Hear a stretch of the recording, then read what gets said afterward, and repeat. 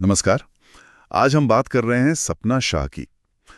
एक digital creator हैं जो हाल ही में काफी सुर्खियों में आ गई। हाँ, एक वायरल वीडियो और फिर उससे जुड़ा एक विवाद भी है। हमारे पास जो जानकारी है वो एक लेख से है, सपना शाह, डिजिटल स्टार और वायरल विवाद। तो उसी के कुछ हिस्सों पर हम आज बात करेंगे।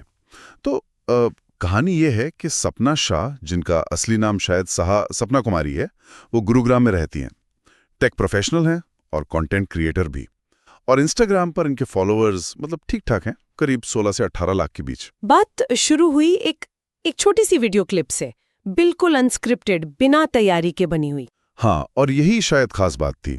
वो उसमें मॉडर्न रिश्तों पर, पर्सनल फ्रीडम पर काफी खुलकर बात कर रही थी। कोई बनावटीपन नहीं लगा। बिल्कुल, कोई सोचा समझा परफॉर्मेंस नहीं था। नहीं नहीं, एकदम रॉ बातचीत लग रही थी। और इसी खुलेपन ने शायद लोगों को कनेक्ट भी किया और कुछ हद तक डिवाइड भी कर दिया। एक बहस सी छिड़ गई। हाँ, देखते ही देखते हैशटैग सपना शाह वायरल ट्रेंड होने लगा, ट्विटर पर, बाकी जगह। और गूगल सर्च में तो बाढ़ आ गई, सपना शाह कौन है। हाँ, हर कोई यही जानना चाह रहा था। रातों रात एक तरह से फेमस हो गई। यहीं से मामला थोड़ा और पेचीदा हो जाता है। बिल्कुल। क्योंकि जो रिएक्शंस थे वो बहुत मिक्स थे। एक तरफ तो उनके जो सपोर्टर्स थे वो तारीफ कर रहे थे, कह रहे थे कि भाई कितनी हिम्मत है, कितनी ईमानदार हैं, अपनी बात खुल के रखी। ब्रेव बताया जा रहा था उनको। हाँ, ब्रेव, ऑनेस्ट। लेकिन दूसरी तरफ क्रिटिक्स भी थे। वो कह रहे थे कि ये जो है, ये आजकल की जो युवा संस्कृति है, हाँ। उसमें जो प्रॉब्लम्स हैं, ये उसको दिखाता है। अच्छा। और कई इन्फ्लुएंसर्स भी इस बहस में कूद पड़े। सब अपनी अपनी राय दे रहे थे, तो पूरा सोशल मीडिया जैसे बट गया था। लेकिन फिर एक और एंगल आया इसमें, और वो थोड़ा गंभीर था, एक डीप फेक वीडियो का। हाँ, ये वाकई बहुत चिंता की बात है। डीप फेक आर्टिफिशियल इंटेलिजेंस से बनाया गया एक नकली वीडियो, उनके नाम से उनकी इमेज इस्तेमाल करके एक झूठा मैनिपुलेटेड वीडियो ऑनलाइन फैला दिया गया। ये दिखाता है कि डिजिटल दुनिया कितनी खतरनाक भी हो सकती है। किसी की इमेज खराब करना कितना आसान है। तो सपना ने इस पर क्या किया? क्या रिएक्शन था उनका? उन्होंने फौरन एक्शन लिया।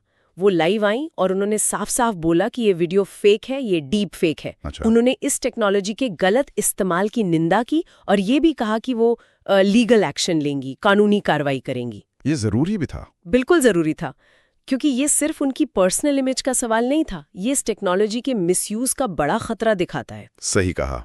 अगर इसे थोड़ा बड़े पर्सपेक्टिव से देखें तो इसका क्या मतलब निकलता है? तो ये घटना ना कई चीजें एक साथ दिखाती है।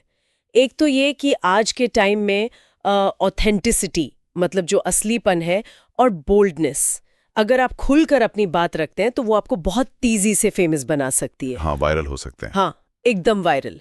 लेकिन इसका दूसरा पहलू भी है। ये डिजिटल दुनिया के वो डार्क साइड को भी दिखाता है। मिस इन्फॉर्मेशन, फेक न्यूज और किसी की रेपुटेशन को डैमेज करने का खतरा, खासकर डीप फेक जैसी टेक्नोलॉजी से। और सपना पर पर्सनली इसका क्या असर हुआ? फेम तो मिला, लेकिन और क्या? असर तो मैम काफी बड़ा हुआ। रातों रात उनकी ऑडियंस बहुत बढ़ गई, फॉलोअर्स एकदम से बढ़े और मीडिया, यूट्यूबर्स सब उनके पीछे पड़ गए इंटरव्यूज के लिए। अच्छा। तो ये दिखाता है कि कैसे आज के दौर में अगर आप लोगों से कनेक्ट कर पाते हैं, अपनी बात ईमानदारी से रखते हैं, तो आप एकदम से चर्चा का विषय बन सकते हैं। इसके अपने फायदे भी हैं और जाहिर है नुकसान भी हैं। तो कुल मिलाकर ये जो सपना शाह की कहानी है, ये कई चीजें एक साथ सामने लाती है।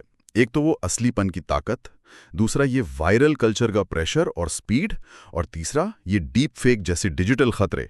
बड़ा कॉम्प्लेक्स मिक्स है ये। बिल्कुल, और ये हमें सोचने पर मजबूर करता है। ये जो ऑनलाइन वर्ल्ड है, इसमें हमारी पर्सनल फ्रीडम, हमारी पब्लिक इमेज और जिसे हम ऑथेंटिसिटी या प्रामाणिकता कहते हैं, इसके बीच का बैलेंस कितना नाजुक है। वो लाइन कहाँ है, ये तय करना मुश्किल होता जा रहा है। वाकई ये एक अहम सवाल है। चलिए आज की ये बातचीत यहीं रोकते हैं। हाँ, और जाते जाते शायद एक सवाल सोचने के लिए छोड़ सकते हैं हम सब, कि जब यही असलीपन, यही रॉनेस वायरल होने का जैसे फॉर्मूला बन जाए, तो क्या आगे चलकर लोग जानबूझकर ऐसे मोमेंट्स क्रिएट करने की कोशिश करेंगे जो असली दिखें? परफॉर्म्ड ऑथेंटिसिटी, वो कितनी ऑथेंटिक रह जाएगी? सोच